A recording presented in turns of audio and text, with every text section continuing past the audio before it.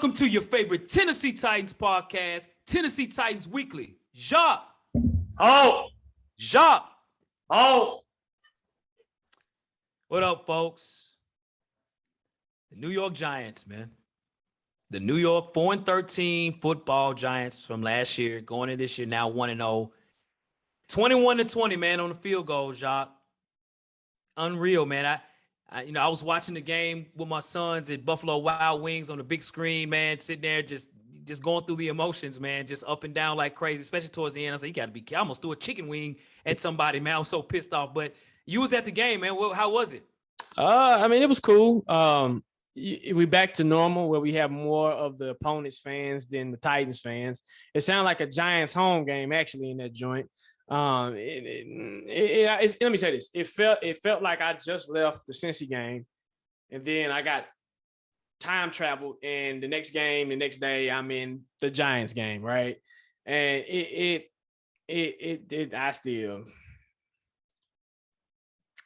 don't know, Hawk. Let's get into it. Let's just get into it, okay? Let's just get into it, man. All right. I know you all out there feel the same too. Yeah, I got a lot. I got quite a. I know you got a lot to say too. So give us 2 reasons why we lost this game, man.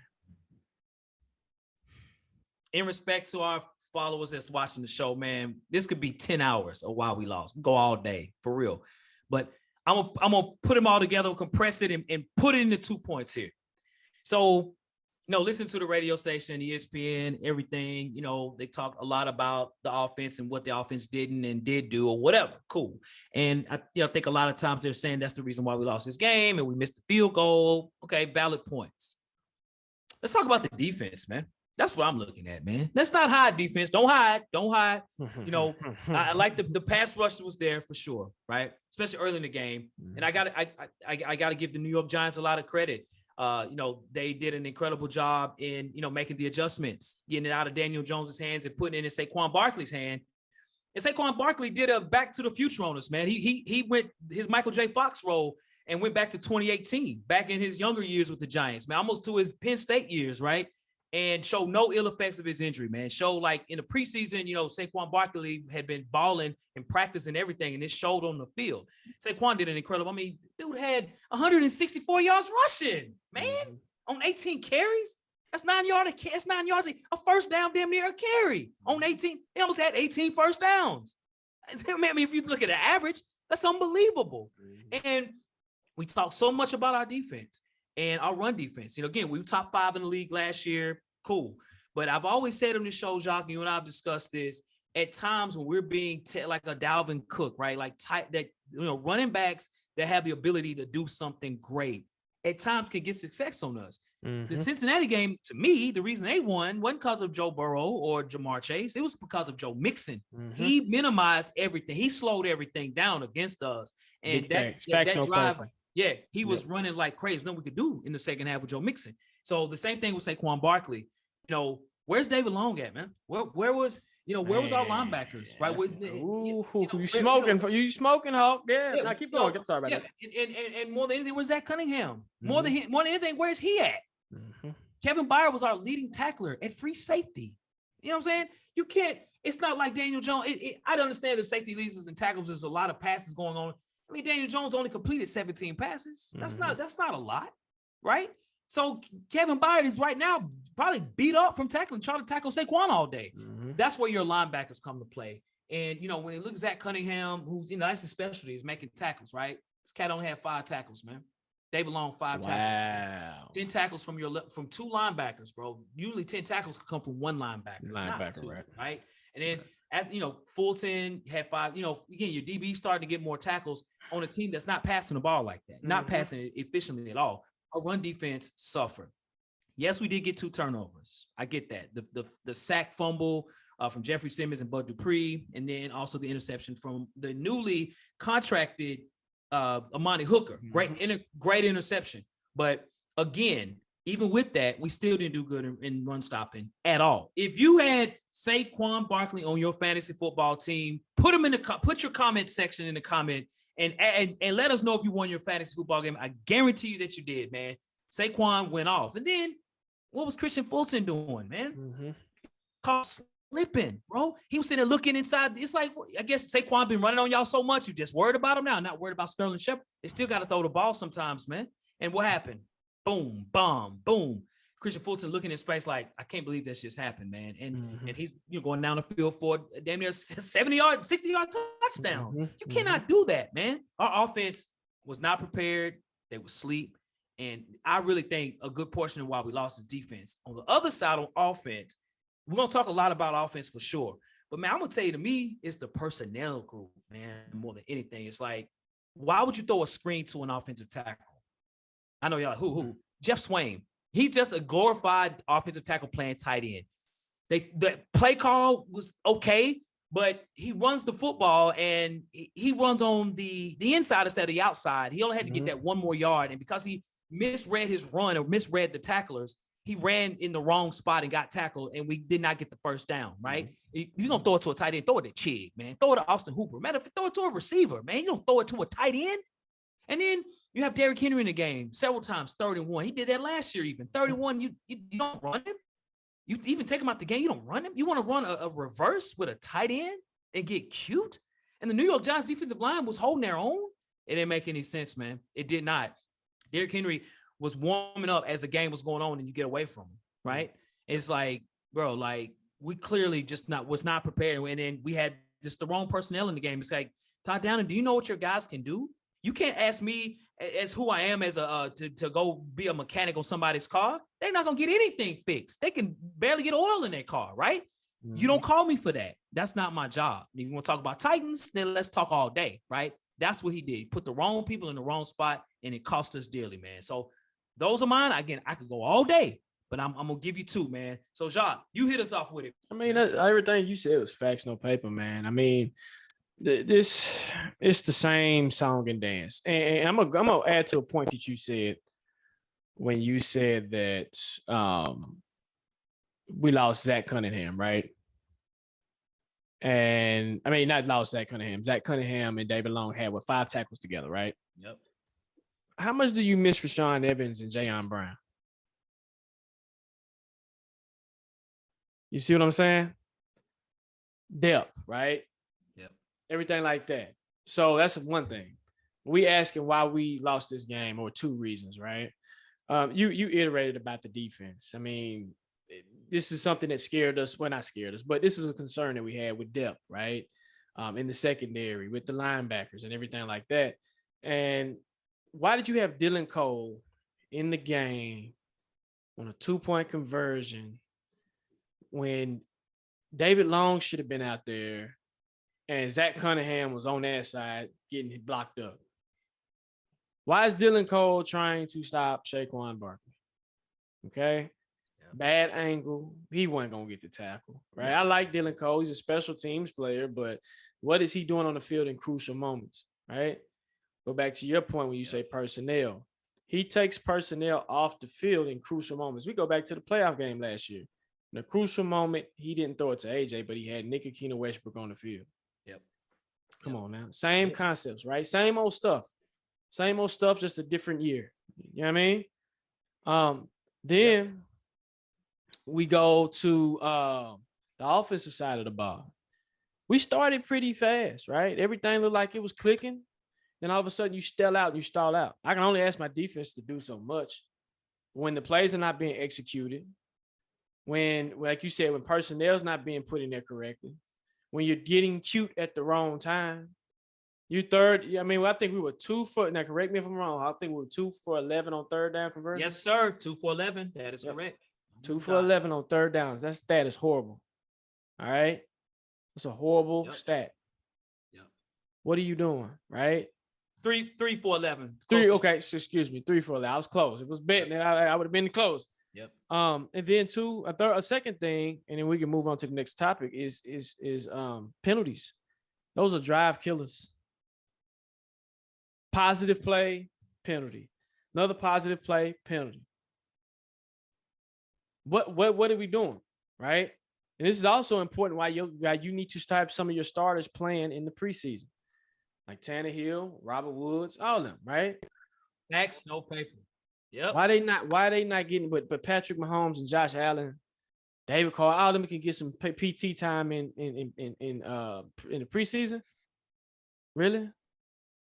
Right? Taylor should have been out there. Like, it's a little. That's a Vrabel thing, man. Do your thing, Vrabel. It ain't my team, it's your team, bro. So that's how I feel, man, with those reasons why we lost. Man, dude, that's fire. That's a fact, dude. It's a fact, bro. Especially the preseason point, man, for sure, dude. So I hear a lot about Todd Downing. Twitter yesterday and today.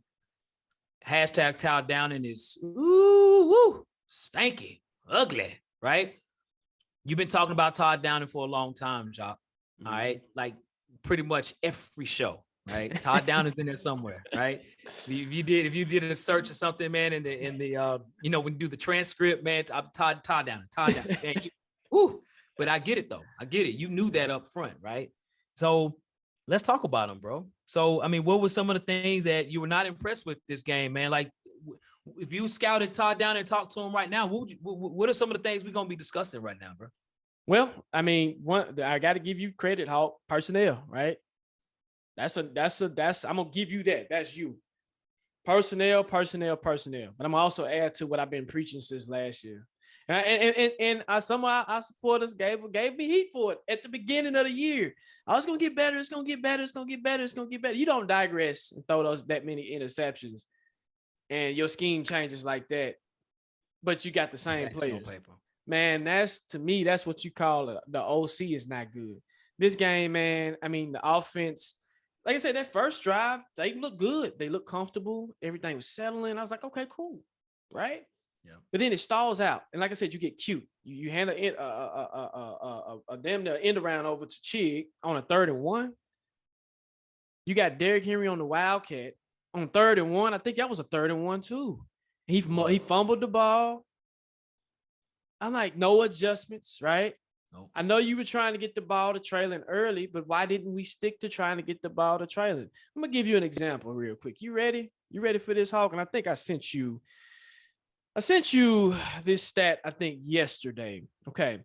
Let's go to look at some of the Titans, ex-Titans that played on Sunday. You ready for this? Go for it. AJ Brown had 10 receptions for 155 yards. Julio Jones had 5 touches for 86 yards. Corey Davis, this is crazy. Corey Davis had 6 receptions for 77 yards, right? Okay. Robert Woods and Traylon Burks, I think Robert Woods only had 1 catch, if that. I think Traylon Burks had 1. Traylon Burks, correct me if I'm wrong, I think he had 5 catches. I think he had 3. 3, okay, excuse me. I was trying to be generous. 3 catches. But and I understand Kyle Phillips, shout out to him. But you're targeting Jeff Swain, Cody Hollister, who else? Nick Akina Westbrook, Todd Downing. He said that last year. I'm gonna get AJ Brown the ball. Didn't see it. I'm gonna get Traylon Burks the ball. We got something dialed up for Traylon Burks. Nah, bro, you ain't got nothing dialed up for Traylon Burks. It's just talk, man. It's smoke and mirrors. That's what he's doing. I tried to give a man the benefit of the doubt last year. I thought it was gonna get better. But when that proves to me that they can go on other teams and they can elevate like they elevating, that's a problem within our organization that we're doing. The play calling too, while I'm at the game. Titans fans around me are predicting the plays. Okay? Run, pass. I'm looking in where I sit, I have the perfect vantage point. And I'm looking, I said, he's about to be a run pass. A run. It's about to be a run. Right? It's like they live to be in 3rd and short. They don't live to get the first down. X, no paper. I mean, what are you living? I mean, come on now, right? Red zone. I mean, the red zone offense was horrible. I'll give you one example for one play. They in the red zone. Tannehill rolls out to his right. He's rolling, and he's looking. And he could have hit Derek early, but he hit him late, right? Now I was a little pissed off at Tannehill, but I looked at it again. I looked at the film. I looked at the vantage point. All the receivers were locked up. Then I think the personnel they had out there, correct me if I'm wrong, Hawk, you seen it on TV. Cody Hollister. It was Cody Hollister. I think Jeff Swain was out there. Correct me if I'm wrong. No, you're not. Oh, okay. I was trying to be wrong. Are you serious? You see what I'm saying? Like, people, I wasn't screaming this last year from the mountaintop just to be screaming on the mountaintop. This is concerns I had last year. Now, the bright spot is you have Tim Kelly sitting on the bench back here chilling, like, hey, I'm right here. Hey, I got something for you right here, right? But knowing Vrabel and how bullheaded he is, we'll have Todd Downing for the rest of the season. That's just my thoughts. But that's why I've told you how this year I'm lukewarm. I'm excited, but I'm lukewarm, and I'm still hurting from the loss in Cincinnati, bro. I'm telling you that I would not get that the taste out of my mouth of how we lost, and it's almost it's eerily similar, minus the interceptions, right?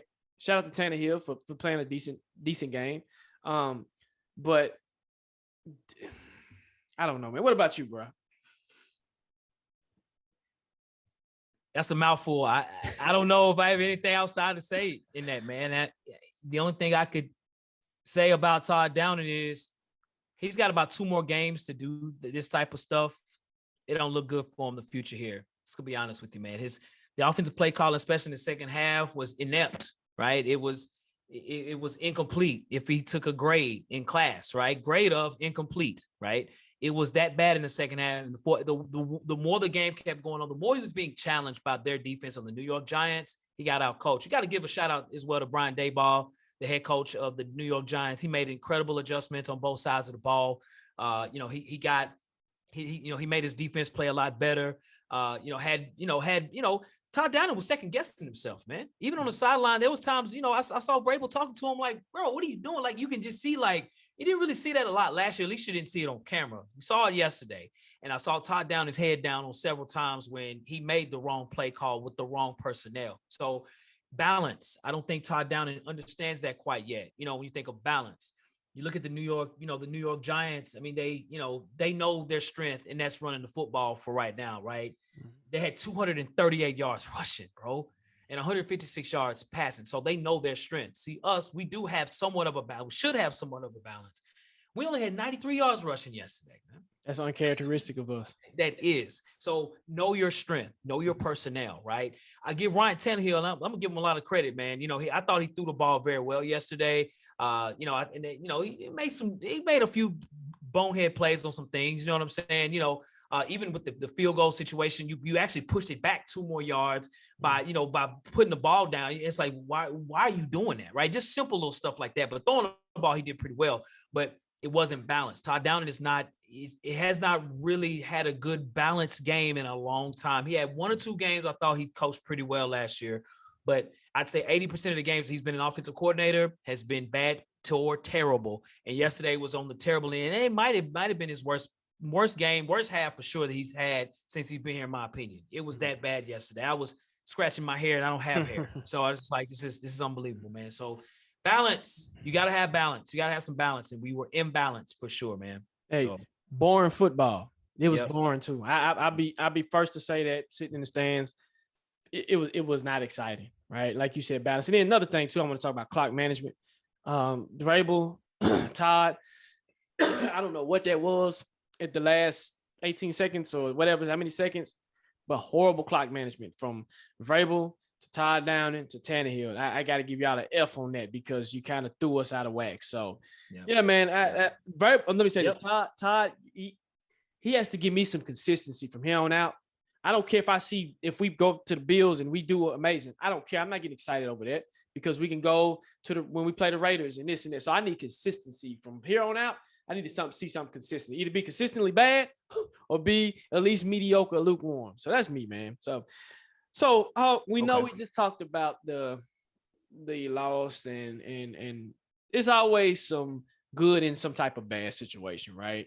Yeah. You going to work and you were late to work. The good thing is you missed traffic, right? Or something like that. Give us any positives that you've seen in this game that we can take away and be like, hey, that's a good thing, or look towards the future. Man, I'm going to say, man, shout out to that boy, Dontrell Hilliard, man. You know what I'm saying? Sort of changed his game a little bit, made the plays that he needed to, and made them. I mean, he had 2 touchdowns. So shout out to him. But I would say more than anything, Jacques, man, I was very impressed with the rookies. Okay. Mm-hmm.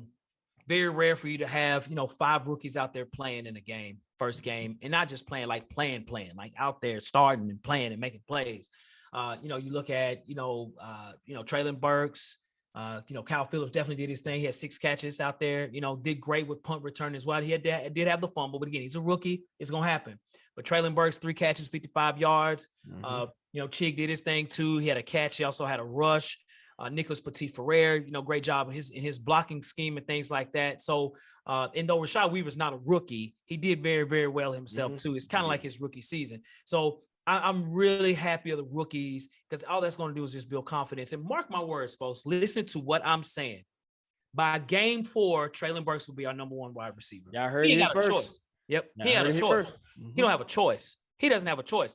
Right now, you have a 30-year-old wide receiver at number 1 who just came off a knee injury. And I'm not taking no shots at Bobby Trees. I think he's an incredible receiver. But that's a lot of pressure on a guy that just came from an ACL, right? It's going to take some time.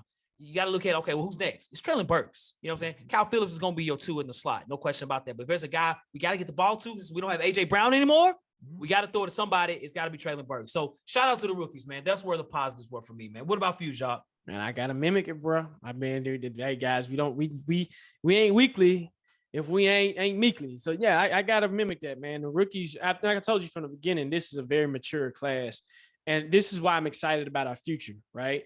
It's gloom and doom now. I really don't think it's gloom and doom, but our future looks very bright. Nicholas Petit-Ferrer, man, he played a hell of a game, man.